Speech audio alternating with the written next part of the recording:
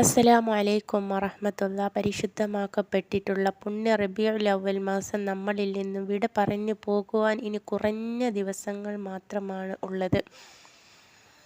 ഇന്ന് ഞാൻ നിങ്ങൾക്ക് പറഞ്ഞു തരുന്നത് ഖുർആനിൽ നമുക്കെല്ലാവർക്കും മനഃപാഠമായിട്ടുള്ള ചെറിയ ഒരു ആയത്തുണ്ട്. ഈ ഒരു ആയത്തിനെ ഒരു ദിവസത്തിൽ 11 വട്ടം നിങ്ങൾ ചൊല്ലിക്കൊണ്ട് റബ്ബിനോട് ദുആ ചെയ്യുക. ഇങ്ങനെ 3 ദിവസം തുടർച്ചയായിട്ട് നിങ്ങൾ ചെയ്ത് കഴിഞ്ഞാൽ നിങ്ങൾ എന്ത് ദുആയാണോ അള്ളാഹുവിനോട് തേടിയിട്ടുള്ളത് ആ ഒരു കാര്യം അള്ളാഹു തആല നിങ്ങൾക്കത് സഫലീകരിച്ചു തരും.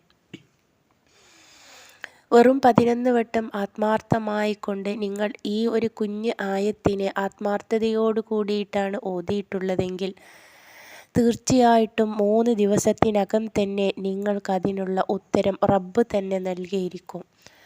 കാരണം ഈ ഒരു ആയത്തിന് അത്രക്കും ഫലവും മഹത്വവും നേട്ടങ്ങളും നിറഞ്ഞിട്ടുള്ള ഒന്നാണ്.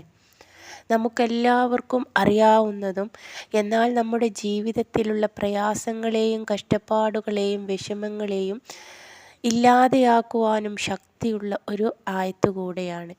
സിഹ്ർ തട്ടുന്നതിൽ നിന്നും കണ്ണേറ് നാവേറ് തട്ടുന്നതിൽ നിന്നും ശപിക്കപ്പെട്ട വാക്കുകളിൽ നിന്നും പിശാചിൻ്റെ ഷെറുകളിൽ നിന്നും ഈ ഒരു ആയത്ത് നമ്മളെ രക്ഷപ്പെടുത്തും.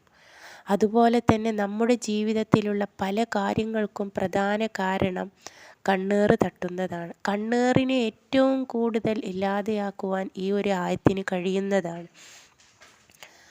അതുപോലെ രോഗങ്ങൾ പെട്ടെന്ന് വരാതിരിക്കുവാനും വന്നിട്ടുള്ള രോഗങ്ങളെ പെട്ടെന്ന് ശിഫയായി കിട്ടുന്നതിനും ഈ ആയത്ത് നിങ്ങളെ സഹായിക്കും.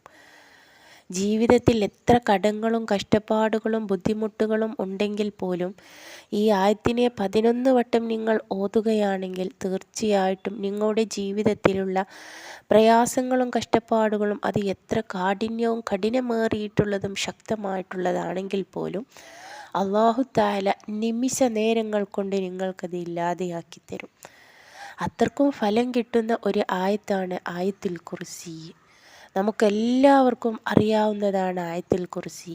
അപ്പോൾ തെറ്റുകൂടാതെ വെറും 3 ദിവസത്തിനുള്ളിൽ തന്നെ നിങ്ങൾ ആഗ്രഹിച്ച കാര്യം നിങ്ങളുടെ മുമ്പിൽ നടന്ന് കിട്ടാൻ 11 വട്ടം ഓതിയാൽ മതി. സ്ഥിരമായിട്ട് 3 വട്ടം തുടർച്ചയായിക്കൊണ്ട് നിങ്ങൾ ഓതുക.